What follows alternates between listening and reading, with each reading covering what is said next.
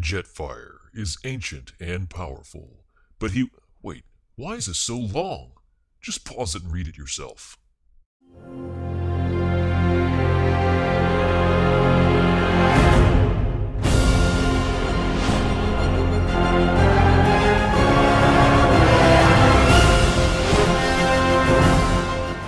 Welcome back to eBEFOREi Video Reviews. It's Jetfire today. I'm very excited about this. Take a very quick look at artwork, which is great. Did you know that if you put the box on the corner, you can see the whole figure? Just look at this guy. Here's a quick look at his stats. Everything's up there pretty high, except his endurance is a 4, so don't run a race with this guy, because you will win. And he's not going to be very happy about that. Anyway, let's get straight to the figure itself. So here he is in all his glory, and he's glorious. This guy looks great. He has his cockpit open, which is kind of it's a feature that's not in the instructions, so it does open up. Just gotta get your hands in there and pry that thing open. But overall, this is a really close rendition to what Skyfire, what you envision, or Jetfire, that he looks like. Let's get uncomfortably close to Jetfire and show you inside the cockpit. You can see the amount of detail that went into this. I mean, he's got the dual seats. He's got like a flight stick that pops up in the front. So again, very detailed. They didn't really need to do any of this in here. They didn't really even need to let you open the cockpit. But as is, it's just a very, very nice touch on what I think ultimately is a great figure. Alright, so here's a broader look of the plane, and I don't have his additional accessories on. We'll put those on in a minute. It's a good view of the side. View of the underbelly. He kind of tucks away in a very similar look that the G1 version of the figure tucked away, but all the transformation is quite a bit different. We'll get to that. Again, another thing at the top, the plastic feels good. He's got some weight to it, although no die cast like the G1, so it's a little lighter than that. Let's get you even closer. In plastic molded detail, check all over this thing. I mean, look at all the intricate lines. It looks great. Now, granted, there's not a lot of paint here. You've got the red stripes on the fin right there. You can kind of curve those in. It's not got a lot of paint, but the figure traditionally didn't. You can move these things in. You can really put these anywhere you want. They don't traditionally lock in place, but the way that it's jointed in there, I don't really see it coming loose in the future. Now, the wings do open up a bit further than this, so you can pull them all the way out, but then you've got a gap there. So you can do this, it's meant to do that, but I don't like that, so I like to hide the gaps and keep everything nice and flush. You can do with it as you will. Here's a close look at the landing gear, and it's just a piece of plastic that flips open. No spring or anything like that. Detail on the gear is nice. Looks like there might be some rubbing there, but there's not. The wheel goes directly under that plastic, so it fits perfect and rolls real nice.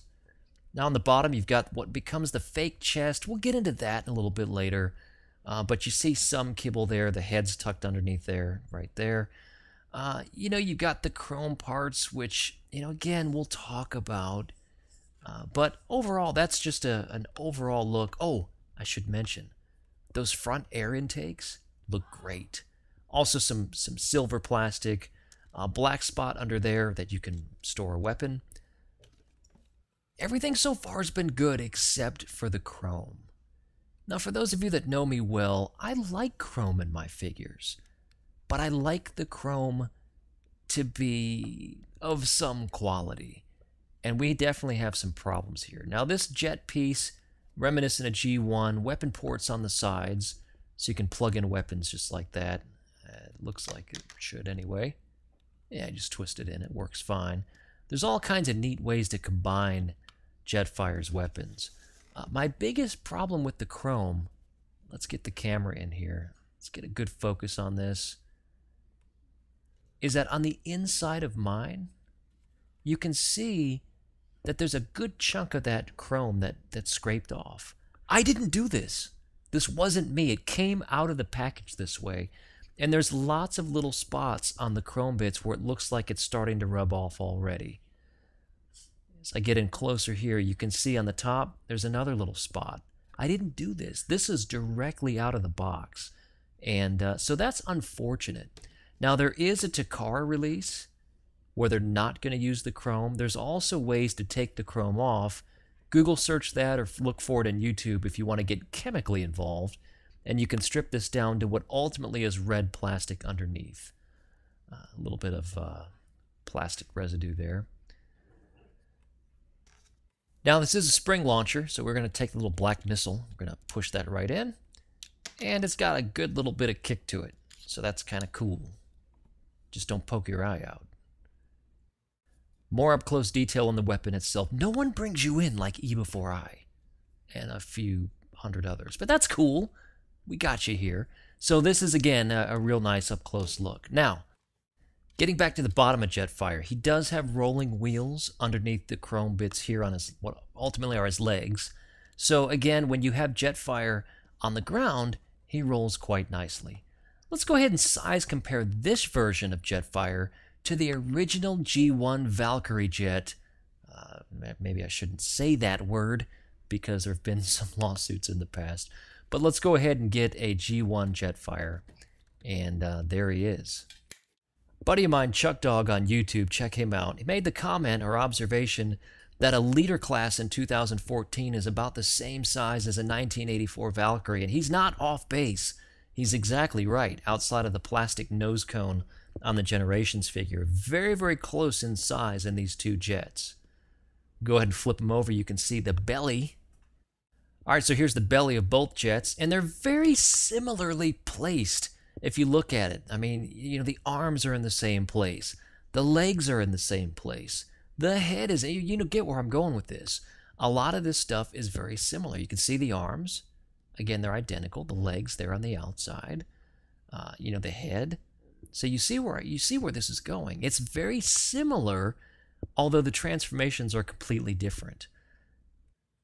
All right, so here's the landing gear on the G1. You can see the spring. That's a die-cast landing gear, and it's spring-loaded. So when you push that down, you flip the lever, this thing popped into your face, which is pretty cool. It still works great. This one, again, no spring. Just plastic. Roll it up. Got a little tab for you to stick your thumb into and to open that thing back up. So little difference there.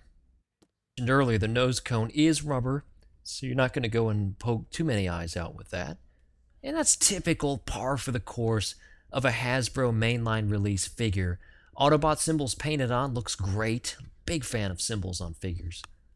Now we're going to take these chrome bits, the jets, and we're going to put them on the back. So we'll start by collapsing. There's a tab right there, two black tabs, or tab openings. And we're going to take our little chrome bit and we're going to plug it right in there. So we'll take that. There's two little tab bits.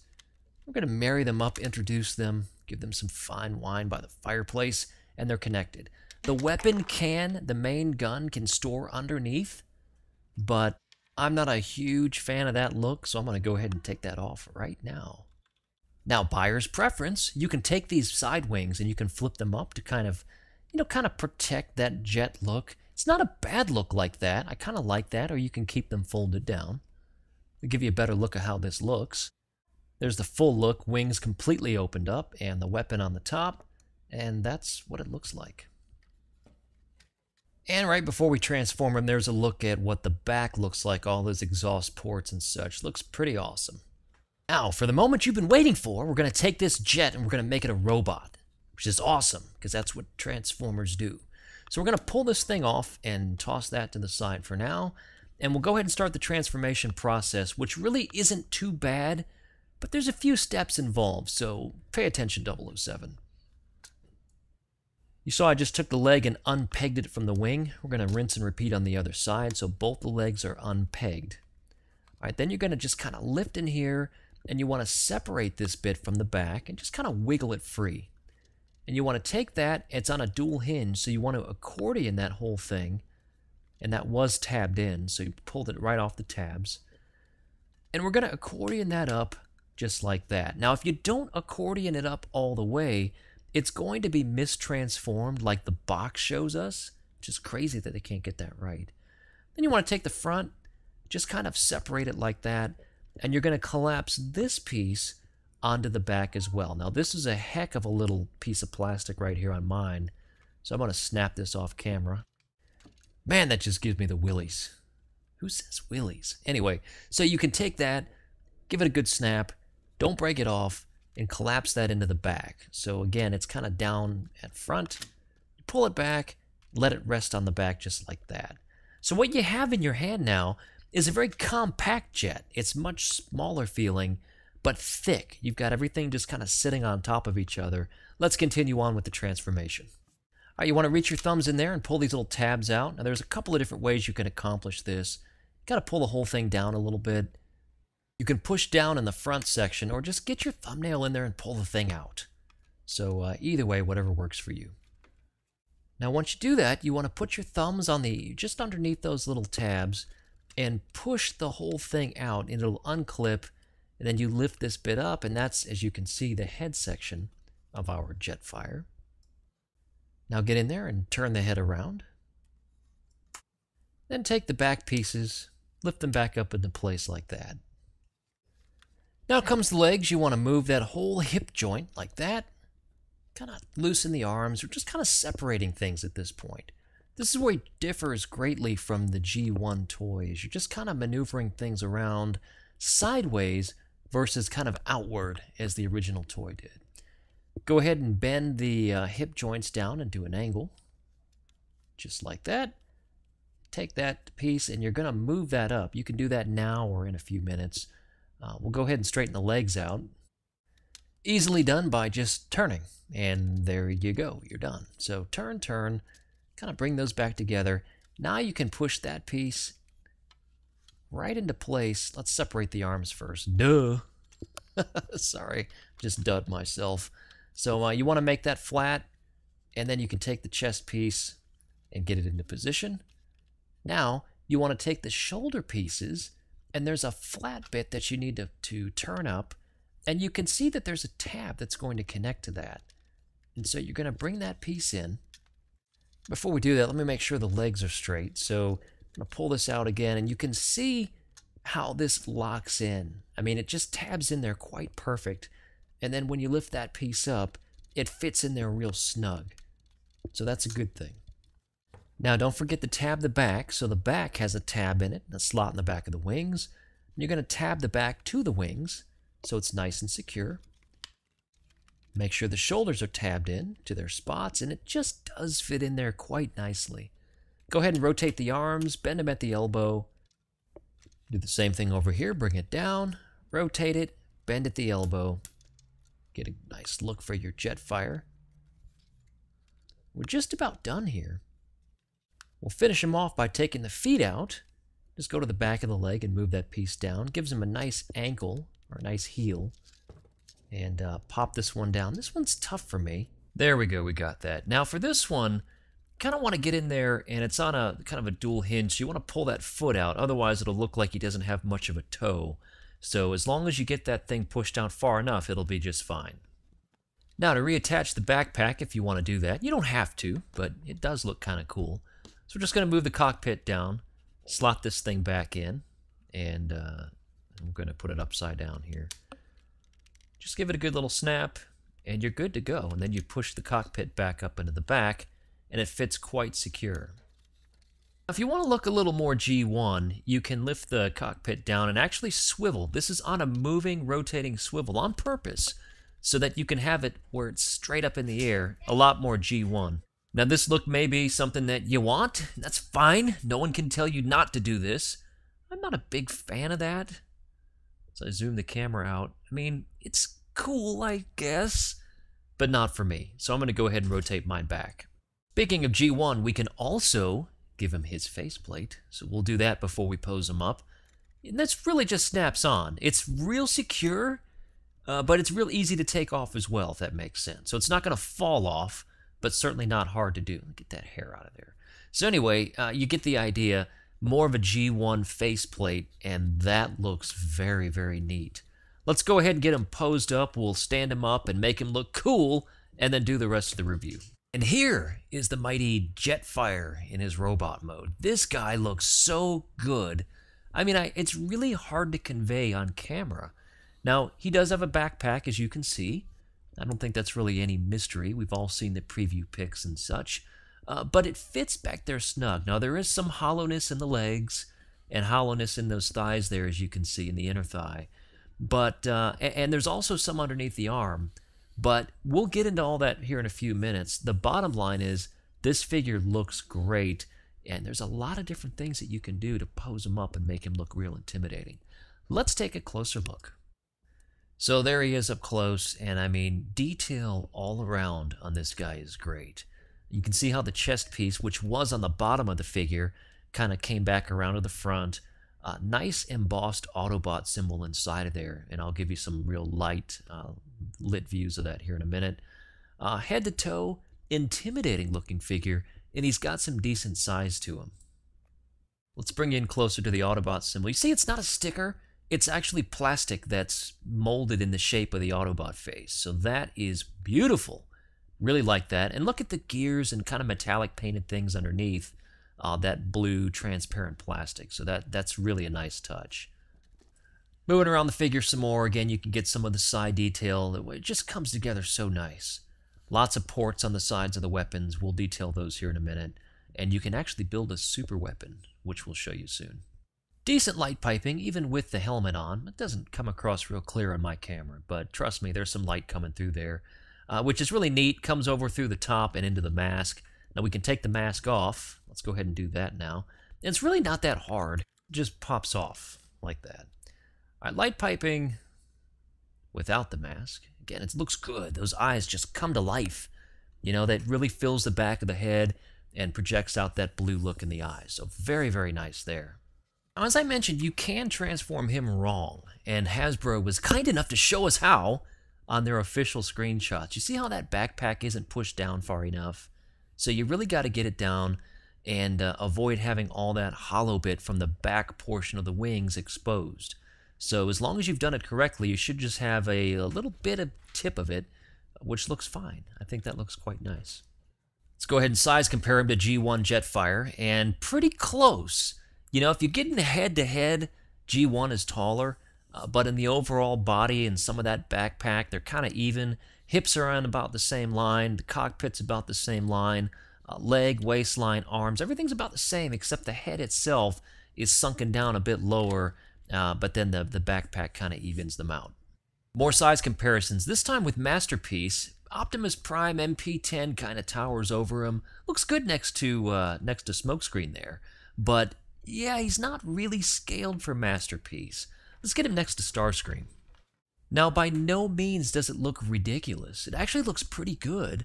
It's just not, if you're really a hardcore person that's into scale from the TV show, then it'll scale better with your classics figures than the Masterpiece.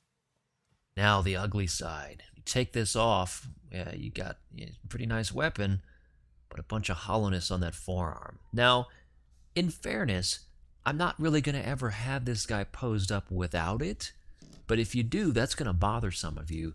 So I need to point that out. That is what I would consider to be somewhat of a flaw. You know, they could have covered that up and had the weapon still sit flush, but as is, what can you do? Also, as you can see, the wrists kind of bend in from this position. No wrist movement. So we'll get into the full articulation shortly, but again, that I think might bother some of you. There are very few flaws on this figure, but the fists, the unfinished forearms, and the lack of quality chrome really kind of do take a point or two off for me, away from what I think is a fantastic figure. Now let's take the leg sides off. That doesn't look bad. It's painted. They could have done that on the forearms, and it would have been fine. So we'll take these weapons off. Now, these weapons, as I mentioned earlier, do form together into a super weapon. There's nothing wrong with the super weapon, trust me. And you can see that they're finished quite nice. They've got lots of pegs where you can combine them up into different ways, but there is an official transformation if you want to make the super weapon with all combined pieces and, oddly enough, the faceplate as well. Let me show you that here in detail. Go to screw the BT into here. Yeah, okay, so yeah, you just kind of put them together like that. You've got the two, both the forearm piece and the shin piece that are connecting together, and that forms into the middle weapon, the main one that he held in his hand. I'll do the same thing on the other side, just squeeze them together. All right, and now we've got kind of a super gunny looking thing. Let's load the missile, which is cool enough. And then oddly enough, the directions want you to take the faceplate, take that off here, And they want you to put the faceplate into the weapon itself. So in a way, it literally has a mind of its own. Let's get a better look at this. It's cool. It's pretty neat. I don't know why the faceplate's on there. Maybe there's something to the story that I don't know about, but that looks pretty neat. Let's get this in hand. Okay, that's pretty cool. That is awesome. So it's big, it's intimidating, it almost looks like it's coming out of his arm like that. And man, that would put Shockwave to shame, I think. What a cool looking thing that is. So that's something that you can do if you choose to do so.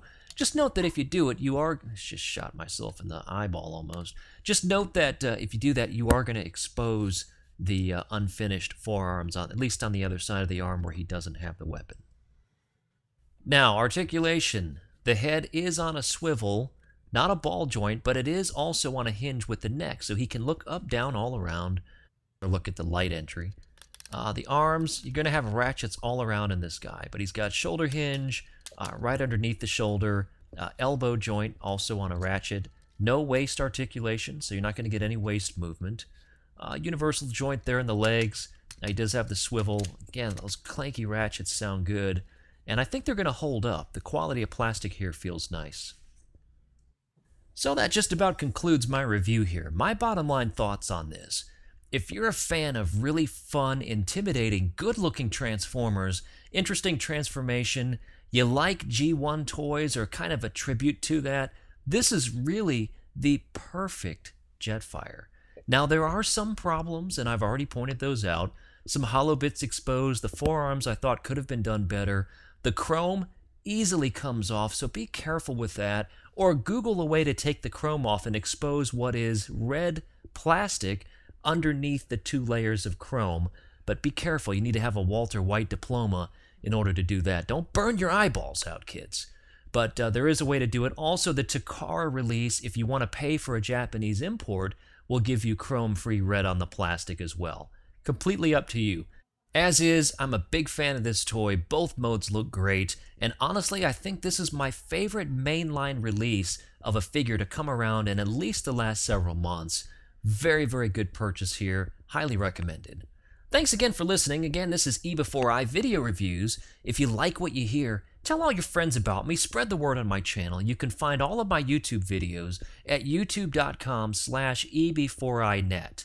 I have a really cool Facebook group where we talk about a lot of different things, and that group is slowly growing. Come on aboard, talk to us. I'll put a link description into the review itself, and click on that. I'll personally approve you in the group. I talk to people in this group every day, and there's great discussion, so lots of cool things there.